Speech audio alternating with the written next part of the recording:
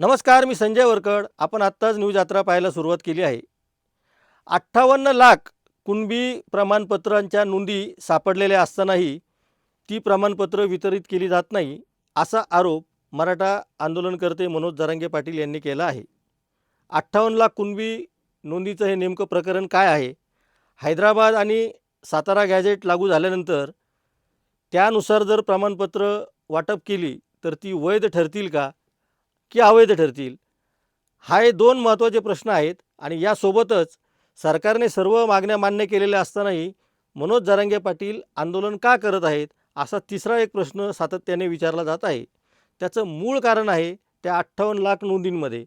ही दोन्ही प्रकरणं काय आहेत हे आपल्याला आजच्या व्हिडिओमध्ये समजून घ्यायचे आहे. मनोज जरांगे पाटील यांनी 29 ऑगस्टपासून पुन्हा उपोषण करण्याचा निर्धार व्यक्त केलेला आहे आणि तत्पूर्वी त्यांनी पश्चिम महाराष्ट्राचा जो दौरा केला त्याला अभूतपूर्व असा प्रतिसाद मिळालेला आहे.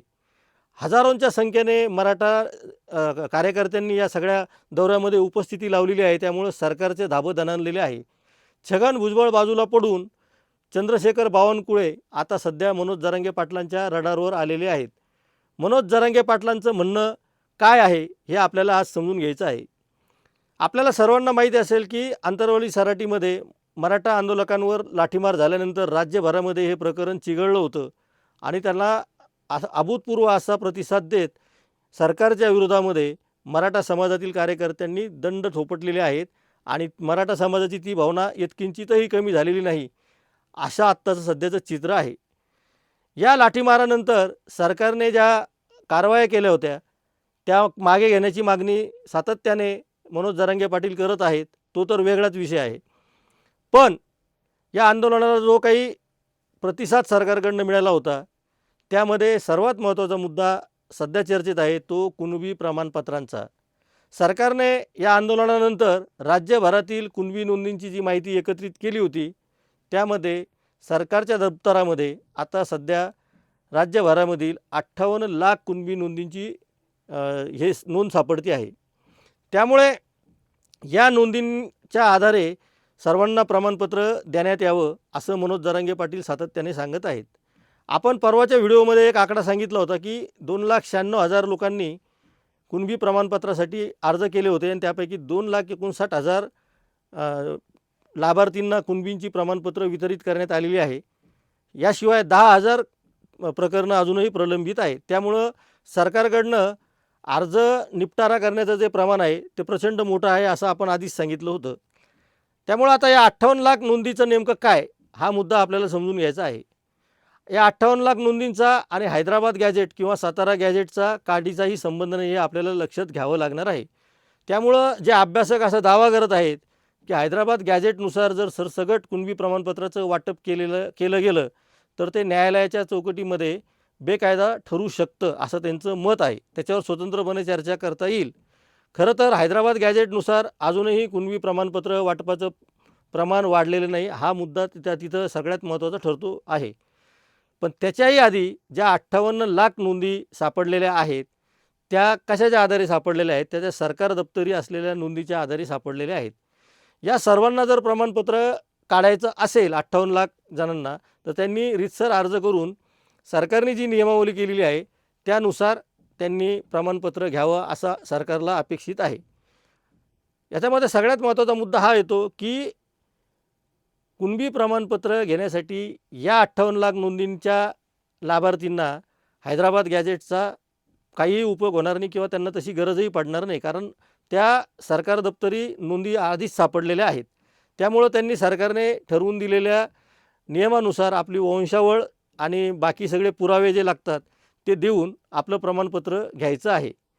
या प्रमाणपत्राच्या वाटपामध्ये अडथळे आणले जात आहेत असं मनोज जरांगे पाटील यांचं म्हणणं आहे. आणि दुसऱ्या बाजूला हैदराबाद गॅझेटच्या बाबतीमध्ये जो जी आर आत्ता नुकताच काढला त्याचीही अंमलबजावणी होत नाही हे मनोज जरांगे पाटील यांचं म्हणणं आहे. म्हणून त्यांनी उपोषणाचा इशारा दिला आहे. हे सर्वांनी लक्षात घेतलं पाहिजे. मनोज जरांगे पाटलांच्या मागण्या मान्य झालेल्या आहेत असं आपण एका बाजूला म्हणतो, पण प्रत्यक्षात मराठा समाजाच्या पदरामध्ये म्हणावं तसं काही पडत नाही असं मनोज जरांगे पाटील आणि मराठा समाजाचं म्हणणं आहे. आणि मराठा समाजाचं हे म्हणणं असल्यामुळंच मनोज जरांगे पाटील यांच्या दौऱ्याला प्रचंड मोठा असा प्रतिसाद मिळत आहे. या सगळ्या प्रकरणामध्ये मुख्यमंत्री देवेंद्र फडणवीस वारंवार येऊन सांगतायत की आम्ही मराठा समाजासाठी जे निर्णय घेतले ते कोणत्याही सरकारने घेतलेले नाहीत. ते या बाबतीमध्ये 100% खरं बोलत आहेत. त्यांनी घेतलेले निर्णय आधीच्या सरकारपेक्षा 2 पावलं पुढे आहे, हे आपल्याला मान्य करावं लागेल. मात्र त्या निर्णयाची अंमलबजावणी होताना दिसत नाही, हे सुद्धा तितकंच कटू सत्य आहे. त्यामुळं आता मराठा समाज फक्त कागदावर निर्णय झाला आणि म्हणून 10% आरक्षण दिलं म्हणून शांत बसेल, असं सरकारने अपेक्षा ठेवणं हे चुकीचं आहे, असं आमचं ठाम मत आहे. एका बाजूला तुम्ही ओबीसी समाजाला असं सांगता आहात की ओबीसी हा आमचा DNA आहे आणि दुसऱ्या बाजूला ओबीसी समाजाला असं सांगतात की ज्यांच्या नोंदी सापडल्या आणि ज्यांच्या नोंदी आहेत अशाच मराठा समाजातील लाभार्थींना आम्ही कुणबी प्रमाणपत्र वाटप करणार आहोत. तर त्याचाच आकडा हा 58 लाख आहे, जो सरकारच्या दप्तरामध्ये नोंदलेला आहे. त्यामुळं 58 लाख जणांना प्रमाणपत्र जर मिळालं तर हे 58 लाख मराठा समाजातील हे जे ओरिजिनल कुणबी आहेत त्यांना त्यांचा कुणबी प्रमाणपत्राच्या आधारे ओबीसी आरक्षणाचा लाभ होऊ शकेल, हे त्याच्यामधलं साधं सोपं त्याचं गणित आहे. त्यामुळं 58 लाख नोंदी हा एक वेगळा मुद्दा आहे. हैदराबाद गॅजेट आणि सातारा गॅजेट हा वेगळा मुद्दा आहे, हे आपल्याला आधी लक्षात घेतलं पाहिजे. 58 लाख नोंदींचा आणि या दोन्ही गॅजेटचा काडीचाही संबंध नाही, हे आपण जर लक्षात घेतलं तर 58 लाख जे मराठा आधीच कुणबी आहेत आणि यापूर्वी विदर्भामध्ये जशा मराठा समाजातील अनेकांनी कुणबी प्रमाणपत्र काढलेले आहे आणि त्यांना ओबीसीच्या आरक्षणाचा फायदा होतो आहे, तसंच या 58 लाख जणांपैकी जे अर्ज करतील त्यांना होऊ शकतो, हे मनोज जरांगे पाटील यांचं म्हणणं आहे. त्यामुळं मनोज जरांगे पाटील या पुढच्या काळामध्ये 58 लाख नोंदीसाठी प्रचंड आग्रही राहतील आणि त्या बाबतीमध्ये मनोज जरांगे पाटील यांनासुद्धा काही मागण्या नेमकेपणाने कराव्या लागतील, हे आपल्याला इथं सांगावं लागेल. एकतर या 58 लाख नोंदी ज्या सापडलेल्या आहेत त्याची जिल्हावार आणि तालुकावार आकडेवारी सरकारने जाहीर करायला पाहिजे आणि प्रत्येक तालुक्यामध्ये कोणकोणत्या गावांमध्ये या नोंदी सापडलेल्या आहे ते सरकारने जाहीर केल्यानंतर त्याची अंमलबजावणी करण्यासाठीची एक यंत्रणा सरकारने बसवायला हवी, जी की आत्ता सध्या अस्तित्वात नाही.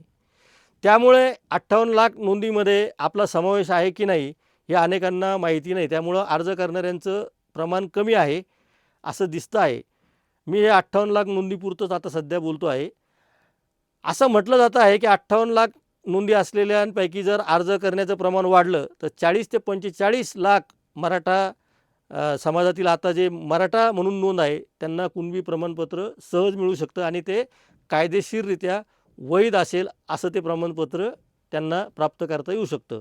मात्र अर्ज करण्याचं प्रमाण कमी आहे, हे सुद्धा आंदोलकांनी लक्षात घेतलं पाहिजे.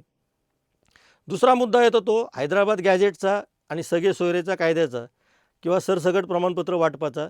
त्या बाबतीमध्ये एक नियमावली तयार करून प्रमाणपत्र दिलं जाईल असं सरकारने जाहीर केलेलं आहे. त्यामुळं त्याच्या वैधतेच्या बाबतीमध्ये उपस्थित केलेले प्रश्न कितीही योग्य असले तरी सरकारने असा निर्णय का घेतला हा प्रश्न विरोधकांनी सरकारला विचारायला पाहिजे, हे न्यूज यात्रावर आपण सातत्याने सांगतो आहे. जर हैदराबाद गॅजेटनुसार प्रमाणपत्र वाटपाला सुरुवात झाली खऱ्या अर्थाने, खरं तर तो कागदावर निर्णय झालेला आहे आणि त्याची अंमलबजावणी होत नाही म्हणून मनोज जरांगे पाटील उपोषणाला बसत आहेत, ही वस्तुस्थिती आहे. पण हैदराबाद गॅजेटनुसार जर प्रमाणपत्र वाटपाला सुरुवात झाली तर मी आधी सांगितल्याप्रमाणे ते 58 लाख नोंदी असल्याचं प्रकरण वेगळं आणि या पुन्हा कुणबी प्रमाणपत्राचा त्याच्यातली भर पडली तर मोठ्या संख्येने मराठा समाजाला कुणबी प्रमाणपत्र मिळू शकतील आणि त्याचा आकडा आणखी वाढू शकेल आणि त्याच्यासाठी जे आंदोलन होत आहे हे आपल्याला लक्षात घ्यावं लागणार आहे. पुढच्या काळामध्ये या सगळ्या प्रक्रियेमध्ये काही जणांचा आक्षेप असू शकतो, काही जण त्याच्यामध्ये त्यांचं मत मांडू शकतात आणि त्यांचा तो अधिकार नाकारता येत नाही, हे सुद्धा लक्षात घ्यायला हवं. पण लोकांची दिशाभूल करून आणि आपला पत्रव्यवहार करून अशा पद्धतीने जर कुणबी प्रमाणपत्राच्या वाटपामध्ये अडवणूक केली जात असेल तर आंदोलनकर्त्यांनासुद्धा त्यांच्या मागण्या मान्य करण्यासाठी आपल्या पद्धतीनं सरकारला जाब विचारण्याचा अधिकार आहे, ही सुद्धा वस्तुस्थिती आहे. त्यामुळे पुढच्या काळात या सगळ्या प्रकरणामध्ये ओबीसी समाज जो बघतो आहे की मराठा समाजाचं सरसगट कुणबीकरण होतं आहे असं एक प्रचार केला जातो आहे, तर तो कितपत खरा आहे तो येणारा काळच ठरवेल आणि ते कायद्याच्या चौकटीवर टिकतं का नाही हा नंतरचा मुद्दा आहे. पण याच वेळी प्रश्न असा विचारला जात नाही की सरकारने जे 10% आरक्षण दिलेलं आहे ते कायद्याच्या चौकटीवर टिकणार आहे की नाही, आणि सरकार त्या बाबतीमध्ये आग्रही दिसत असलं तरी अंतिम निकाल त्याचाही लागलेला नाही. पण त्याला विरोध न करता फक्त कुणबी प्रमाणपत्रालाच विरोध का केला जातो आहे, कारण कुणबी प्रमाणपत्रामुळे ओबीसींच्या आरक्षणामध्ये एक मोठा वाटेकरी येणार आहे, ही वस्तुस्थिती आहे. या वस्तुस्थितीला नाकारून आणि वेळ काढूपणा करून सरकार त्यांचा कार्यकाळ पूर्ण करण्याच्या तयारीत आहे, हे त्यामागचं खरं गुपित आहे. सरकारला दोन्ही समाजाला झुलवत ठेवायचं आहे आणि आम्ही ओबीसीचं DNA आहोत असं सांगून कमीत कमी प्रमाणपत्र वाटप केली जाईल अशी आतून ओबीसी समाजामध्ये माहिती द्यायची, आणि दुसऱ्या बाजूने मराठा समाजाला आम्ही जास्तीत जास्त प्रमाणपत्र वाटणार आहोत असं सांगायचं. हा सरकारचा दुटप्पीपणा आहे, तो आपण लक्षात घेतला पाहिजे. सरकारचा हा दुटप्पीपणा फार दिवस चालणार नाही. आता मुद्दा शेवटचा आणि खूप महत्त्वाचा आहे की मुंबई उच्च न्यायालयामध्ये 10% आरक्षणाच्या विषयावरती न्यायालयाने एक प्रश्न विचारला आहे की एका समाजाला 2 आरक्षण कसे. तर त्याचं साधं उत्तर असं आहे की या 58 लाख नोंदी ज्या सापडलेल्या आहेत त्या मुळातच आरक्षणाशी, म्हणजे आरक्षण आत्ता देण्याच्या संबंधित नाही आहेत, हे लक्षात घ्या. कारण यापूर्वीसुद्धा महाराष्ट्रामध्ये ज्यांच्याकडं कुणबी प्रमाणपत्र होतं आणि ज्यांच्याकडे पुरावे होते त्यांना अशा पद्धतीचे प्रमाणपत्र देण्यात आलेले आहेत. त्यामुळं या 58 लाख नोंदींपैकी जर कुणी प्रमाणपत्र काढणार असेल नियमानुसार तर ते त्यांनी आत्ताच्या आंदोलनामुळे त्यांना मिळणार ही वस्तुस्थिती आहे. पण ते आरक्षण म्हणून सरकारने दिलं असं त्याला म्हणता येणार नाही, कारण तो नियमच आहे आणि त्या नियमानुसार ते प्रमाणपत्र काढणार आहेत. मात्र या आंदोलनाचं यश असं आहे की राज्यभरामध्ये 58 लाख कुणबींच्या नोंदी आहेत. हे सर्वप्रथम सर्वांपर्यंत, म्हणजे या काही जणांना त्याची माहिती असू शकते, पण सर्वदूर ती माहिती पोहोचली की 58 लाख नोंदी राज्यभरामध्ये आहेत आणि 58 लाख लोक कुणबींचं प्रमाणपत्र काढू शकतात.